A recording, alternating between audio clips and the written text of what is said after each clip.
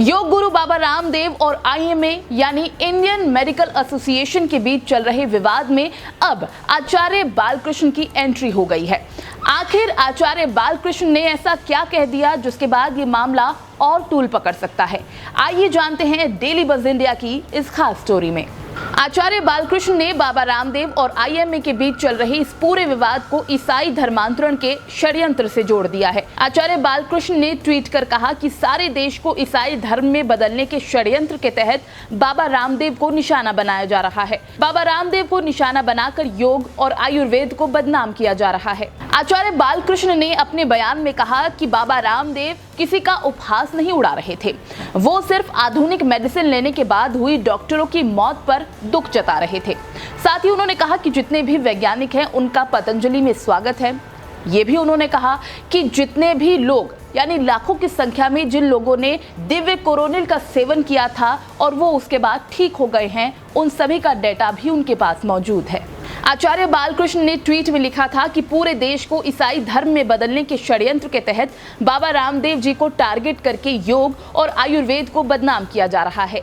देशवासियों, अब तो गहरी नींद से जागो, नहीं तो आने वाली पीढ़ियां तुम्हें माफ नहीं करेंगी। आचार्य बालकृष्ण के इस बयान पर बवाल मच गया है। कई लोग आचार्य बालकृष्ण के इस बयान की आलोचना कर रहे हैं। इस बयान को लेकर कांग्रेस के प्रवक्ता गरिमा मेहरा दसौनी ने आचार्य बालकृष्ण की भारतीय नागरिकता पर ही सवाल उठा दिए हैं।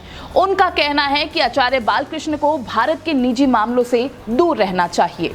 कांग्रेस प्रवक्ता ने कहा कि जिस तरह से आचार्य बालकृष्ण इस पूरे मामले को सांप्रदायिक रंग देने की कोशिश में जुटे हैं, उससे साफ पता चलता है कि पतंजलि और आचार्य बालकृष्ण मानसिक रूप से दिवालिया हो चुके हैं। उत्तराखंड इंडियन मेडिकल एसोसिएशन के प्रदेश सचिव डॉक्टर अनिल खन्ना ने कहा कि बाबा रामदेव की कोरोनिल बिक नहीं पा रही है। इसी वजह से बौखलाहट में बाबा रामदेव और आचार्य बालकृष्ण इस तरह के बिना सिर पैर वाले बयान दे रहे हैं। डॉक्टर अनिल खन्ना ने कहा कि महामारी के ऐसे समय में बाबा रामदेव और आचार्य बालकृष्ण के इस तरह के बयान देने पर महामारी एक्ट के तहत उन पर मुकदमा होना चाहिए। आपको याद दिला दें कि बाबा रामदेव ने एलोपैथी को मूर्खतापूर्ण विज्ञान कहा था और साथ ही उन्होंने कहा था कि जिन डॉक्टर्स ने 2 डोज लिए हैं बावजूद इसके भी वो बच नहीं पाए, उनकी मौत हो गई, आखिर वो और मरीजों को कैसे बचा पाएंगे। तो उनके इस विवादित बयान पर यह पूरा बवाल हुआ था। एलोपैथी और डॉक्टरों पर दिए इस बयान पर आईएमए ने नाराजगी जताई थी। साथ ही बाबा रामदेव के खिलाफ कार्रवाई करने की भी मांग की थी। हालांकि इस बढ़ते विवाद को देखते हुए बाबा रामदेव ने अपने विवादित बयान को वापस लिया था और साथ ही माफी भी मांगी थी।